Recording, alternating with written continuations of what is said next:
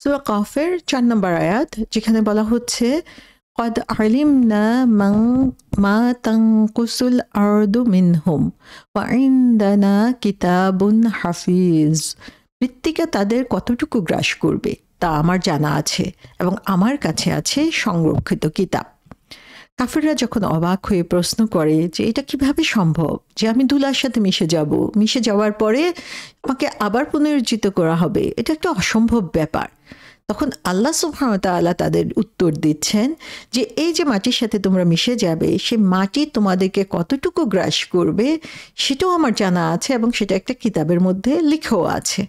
সুবহানাল্লাহ। এখানে আমরা দেখি আল্লাহ সুবহানাহু ওয়া তাআলা ৪ নম্বর আয়াতটা শুরু করেছেন কদ এই শব্দটা দিয়ে।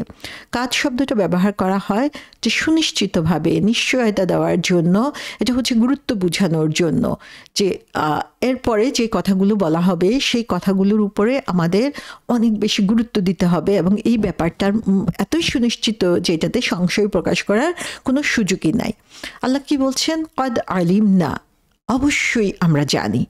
সো এখানে এই কাদ শব্দটা দিয়ে এই জানার কথাটাকে আল্লাহ সুবহানাহু ওয়া তাআলা এমনভাবে বলছেন যে আমরা এটাকে কমপ্লিটলি সম্পূর্ণভাবে জানি, আমরা এটার পূর্ণাঙ্গভাবে এটা আমাদের জানা রয়েছে, এই ব্যাপারে কোনো ধরনের সন্দেহের সুযোগ নাই। তাহলে কি জানা রয়েছে? জানা রয়েছে যে মা তাংকুসুল আর্দ, যে কোন জিনিসটা যে কতটুকু হচ্ছে পৃথিবী তানকুস করবে। তানকুস শব্দটা এসেছে নুকস থেকে। নুকস শব্দটা অর্থ হচ্ছে কোনো জিনিসকে কমিয়ে দেওয়া, কোনো জিনিসকে খেয়ে ফেলা। সো পৃথিবী বা মাটি কতটুকু খেয়ে ফেলবে, কতটুকু তার গ্রাস করবে, সেটা আমাদের জানা আছে।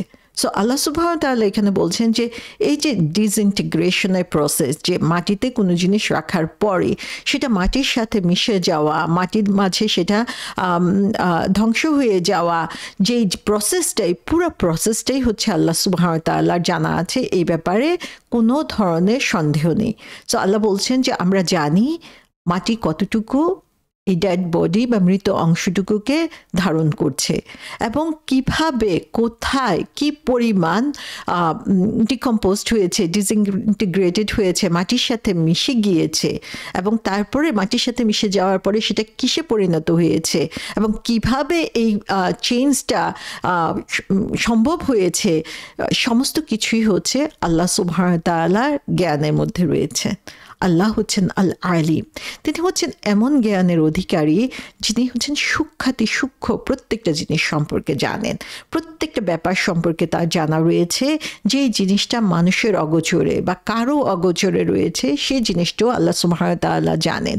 সো আমাদের বিচার বুদ্ধি দিয়ে হয়তোবা আমরা এটা বুঝতে পারছি না যে কিভাবে এটা সম্ভব হতে পারে, কিন্তু তার মানে এটা না যে আল্লাহ সুবহানাহু ওয়া তাআলার জ্ঞানের বাইরে, আল্লাহ সুবহানাহু ওয়া তাআলার শক্তির বাইরে এটা। সো কাফিররা বলে যে এটা নো ওয়ে পসিবল, যে এটা কোনোভাবেই সম্ভব না, যখন একেবারে মিশে গিয়েছে জিনিসটা, আলাদাভাবে আমি দেখতে পাচ্ছি না সেই জিনিসটা কিভাবে আবার মানুষে পরিণত হবে মৃত্যুর পরে। কিন্তু আল্লাহ সুবহানাহু ওয়া তাআলা এখানে বলছেন যে ইচ অফ দ্য পার্টিকলস, প্রত্যেকটা ধূলি কণার সাথে কি মিশে আছে সে সম্পর্কেও আল্লাহ সুবহানাহু ওয়া তাআলা জানেন এবং তিনি শুধু জানেনই না, বরং এটা হচ্ছে তিনি রেকর্ড করে রেখেছেন যে যেই ব্যাপারে কারো কোনো সন্দেহের অবকাশ নেই। সো এখানে জীবনের পরে যে আরেকটা জীবন রয়েছে এবং সেখানে আল্লাহ সুবহানাহু ওয়া তাআলা কিভাবে ফিজিক্যালি সবাইকে লিফট আপ করবেন, যে প্রত্যেকটা মানুষের শরীরকে কিভাবে আবার উঠিয়ে আনা হবে, কোথা থেকে কি পরিমাণ তিনি কালেক্ট করবেন, কোথায় কতটুকু রয়ে গিয়েছে, এই সমস্ত কিছুই হচ্ছে আল্লাহ সুবহানাহু ওয়া তাআলার জানা রয়েছে এবং সেগুলো আল্লাহ সুবহানাহু ওয়া তাআলা আবার সংরক্ষণও করে রেখেছেন। এখানে বলা হয়েছে যে মুজাহিদ, কাতাদা, দাহাক তারা বর্ণনা করেছেন যে এটা হচ্ছে এই যে কতটুকু গ্রাস করেছে, তানকুসু আর্দাও বলা হয়েছে, সেটা হচ্ছে যে এই মাটির সাথে মানুষের মাংস, চামড়া, হাড্ডি, চুল, সমস্ত কিছু যে মাটি কনজিউম করেছে, সেটাকে ধারণ করেছে, সেটার সাথে মিশে গিয়েছে, সেই জিনিসের কথা এখানে বলা হয়েছে। সো আল্লাহ সুবহানাহু ওয়া তাআলা এখানে অবিশ্বাসীদের পুনর্জীবন সম্পর্কে যে প্রশ্নটা রয়েছে সেই প্রশ্নটার জবাবে তিনি বলছেন যে যেটা তোমরা ইম্পসিবল বলছো সেখানে আল্লাহ সুবহানাহু ওয়া তাআলা আসলে প্রতিটা পার্টিকেল সম্পর্কে জানেন, প্রতিটা জিনিস সম্পর্কে জানেন, এবং কোনো জিনিসই হচ্ছে তার অগোচরে নাই। সো মানুষের নলেজ হচ্ছে লিমিটেড, মানুষ হচ্ছে নির্দিষ্ট পরিমাণ জিনিস জানে এবং নির্দিষ্ট পরিমাণ জিনিসটা মানুষ মনে করতে পারে, কিন্তু আল্লাহর নলেজ হচ্ছে বিশাল, অসীম, আনলিমিটেড, যেটা হচ্ছে সমস্ত কিছুকে এনকম্পাস করে রেখেছে, কোনো কিছুই হচ্ছে তার জ্ঞানের বাইরে নয়। সেই জিনিসটা আল্লাহ সুবহানাহু ওয়া তাআলা এখানে আমাদেরকে বলে দিচ্ছেন যে আমরা যদি একটু রিফ্লেক্ট করি, এই যে ছোট্ট একটা শরীর, সেই শরীরটা মানুষ মারা যাওয়ার পরে তারপরে হচ্ছে মাটিতে মিশে গিয়েছে, তারপরে সেই মাটিতে যখন মিশে গেল সেখানে আল্লাহ সুবহানাহু ওয়া তাআলা আসলে জানেন যে এই মানুষটার শরীরটা কি দিয়ে পরিপুষ্ট হয়েছে, কতটুকু খাবার সে খেয়েছে, কী ধরনের খাবার সে খেয়েছে, কোন ধরনের ওষুধ তার শরীরের মধ্যে রয়েছে, এবং সেই জিনিসগুলো যখন আবার মাটির সাথে মিশে গিয়েছে সেগুলোও আল্লাহ সুবহানাহু ওয়া তাআলা হিসাব রাখছেন।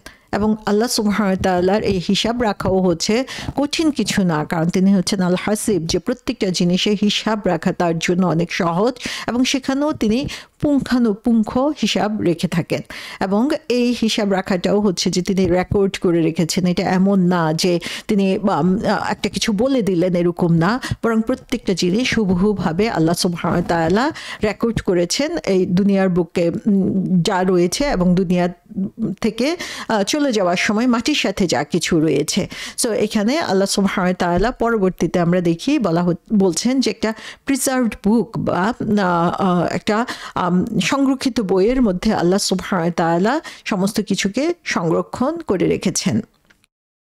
এ ব্যাপারে আমরা সূরা মুলকের মধ্যে দেখি আল্লাহ সুবহানাহু ওয়া তাআলা বলছেন আলা ইয়ালামু মান খালাকা ওয়া হুয়াল লাতীফুল খাবীর, যে যিনি সৃষ্টি করেছেন তিনি কি করে জানবেন না, যে এটা কিভাবে অসম্ভব হতে পারে। যিনি সৃষ্টি করেছেন প্রত্যেকটা ইনগ্রেডিয়েন্টস তিনি তৈরি করেছেন এবং প্রত্যেকটা ইনগ্রেডিয়েন্টস তার নিজের হাতে তৈরি, প্রত্যেকটা জিনিস তিনি নিজে পরিমাপ করেছেন যে কাকে তৈরি করতে কতটুকু জিনিস দিবেন, তাহলে তিনি কেন সেটা জানবেন না। এবং এখানেও আমরা দেখি যে আল্লাহ হচ্ছেন আল লাতীফ আল খাবীর, যে একদম সূক্ষ্মাতি সূক্ষ্ম প্রত্যেকটা জিনিস সম্পর্কে তিনি জানেন, এই ব্যাপারে আমাদের সন্দেহ পোষণ করার কোনো সুযোগই নেই। তারপরে আল্লাহ সুবহানাহু ওয়া তাআলা এই আয়াতে বলছেন ওয়া ইনদানা কিতাবুন হাফিজ, ইনদানা এবং আমাদের সাথে আছে, ইন্দা আলিম না আমরা জানি। সো এই যে আমরা শব্দটা বলা হয়েছে এখানে, সেটা আসলে আল্লাহ সুবহানাহু ওয়া তাআলা প্রত্যেকটা জিনিস নিজেই করেছেন, কিন্তু এটাকে বলা হচ্ছে ম্যাজেস্টিক উই, যে রয়্যাল, যে যখন হচ্ছে খুব সম্ভ্রান্ত কোনো কিছু বোঝানোর জন্য তখন আমরা শব্দটা ব্যবহার করে থাকে, এবং আল্লাহর এই রয়্যাল ম্যাজেস্টিক উই দিয়ে আল্লাহ সুবহানাহু ওয়া তাআলা তার যে সর্বোচ্চ অবস্থান সেটা এখানে প্রকাশ করছেন। এবং এখানে বলা হচ্ছে ইনদানা কিতাবুন হাফিজ, যে আমাদের সাথে এটা আছে কোথায়, একটা কিতাবুন হাফিজ, যে সংরক্ষিত বইয়ের মধ্যে। এই যে কিতাব শব্দটা, এটার সাথে আমরা খুবই পরিচিত। কিতাব মানে হচ্ছে আমরা বলি বই, কিতাব শব্দটা এসেছে কাতাবা থেকে। কাতাবা শব্দের অর্থ কোনো জিনিসকে একত্রিত করা, গ্যাদার করা, কম্পাইল করা, কোনো জিনিসকে অনেক জায়গা থেকে জিনিসগুলো এনে এক জায়গায় কালেক্ট করা। সো কিতাব জিনিসটা কি, বইটা কি, বইটা আসলে এক ধরনের কালেকশন, যে অনেকগুলো লেটার, অনেকগুলো বর্ণ, অনেকগুলো শব্দ একত্রিত করে তারপরে হচ্ছে এই বইটা তৈরি করা হচ্ছে। আবার আমরা দেখি হাফিজ শব্দটা এখানে বলা হয়েছে। হাফিজ শব্দের অর্থ কি? হাফিজ শব্দের অর্থ হচ্ছে রক্ষা করা, প্রোটেক্ট করা। সো হাফিজ মানে হচ্ছে প্রোটেকশন, রক্ষা, এবং মাহফুজ শব্দের অর্থ হচ্ছে যিনি হচ্ছেন প্রোটেক্ট করেন, বা কোনো জিনিস যখন সংরক্ষিত অবস্থায় হয়ে যায়, প্রোটেক্টেড, তখন সেটাকে হাফিজ বলা হয়। সো আল্লাহ সুবহানাহু ওয়া তাআলা এখানে হাফিজ শব্দটা দিয়ে আসলে বুঝাচ্ছেন যে এটা হচ্ছে এমন একটা বই যে জিনিসটা হচ্ছে অলরেডি প্রোটেক্টেড, যেটা সংরক্ষিত করা হয়েছে এবং সেটা সংরক্ষণ করে। সো আল্লাহ সুবহানাহু ওয়া তাআলা এখানে বলছেন যে ইন্দানা শব্দটা আগে বলেছেন, তার মানে হচ্ছে আমাদের সাথে এই জিনিসটার উপরে আল্লাহ সুবহানাহু ওয়া তাআলা গুরুত্ব দিচ্ছেন বেশি, যে এক্সক্লুসিভলি আমাদের কাছে এটা কালেক্টেড রয়েছে, আল্লাহ সুবহানাহু ওয়া তাআলার কাছে এই জিনিসটা জমা রয়েছে। সো আল্লাহ সুবহানাহু ওয়া তাআলার যে জ্ঞান, সেই জ্ঞান এবং তিনি এই যে প্রত্যেকটা জিনিস সম্পর্কে জানেন, সেগুলো রেকর্ড করা হয়েছে, সংরক্ষিত করা হয়েছে কনসাইজ ফর্মে, এ ব্যাপারে কোনো ধরনের সন্দেহ নাই।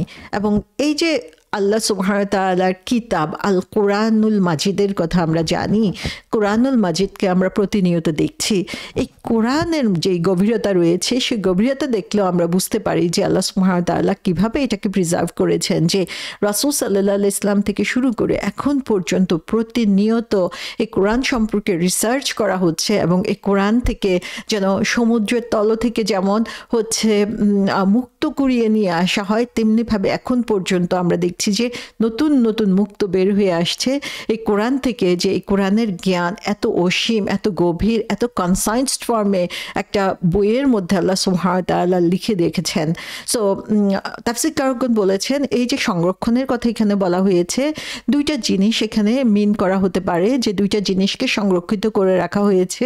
এক নাম্বার হচ্ছে আমাদের যেই তাকদির বা আমাদের ফলাফল কি, সে আমাদের জীবনে কখন কি ঘটনা ঘটবে, সেই ঘটনাগুলো, সেই কাজগুলো, সেই ইভেন্টসগুলো আল্লাহ সুবহানাহু ওয়া তাআলা আগে থেকে রেকর্ড করে রেখেছেন, যে আমার মৃত্যু কখন হবে, আমার জন্ম কখন হবে, সেই জিনিসগুলো অলরেডি সেই বুকের মধ্যে, আমার জন্য যে বইটা আল্লাহ সুবহানাহু ওয়া তাআলা রেখে দিয়েছেন সেই বইয়ের মধ্যে সেগুলো সংরক্ষিত রয়েছে। আবার এটা আরেকটা অর্থ হতে পারে, সেটা হচ্ছে যে আমরা যে কাজগুলো করি সেই কাজগুলো হচ্ছে রেকর্ড করে রাখা হয়েছে, সংরক্ষিত করে রাখা হয়েছে। এই বইটা হচ্ছে আমার নিজের জীবনের একটা ডায়েরি বলা যায়, যে এখানে আল্লাহ সুবহানাহু ওয়া তাআলা সব কিছু আগে থেকে কালেক্ট করে রেখেছেন, এবং আমি যা কিছু এখন করছি সেগুলো কালেক্ট করে রেখে দিচ্ছেন আল্লাহ সুবহানাহু ওয়া তাআলা। এবং এ ব্যাপারে আমরা দেখি সূরা মুরসালাতে আল্লাহ বলেছেন, আমি কি পৃথিবীকে সৃষ্টি করিনি ধারণকারী রূপে,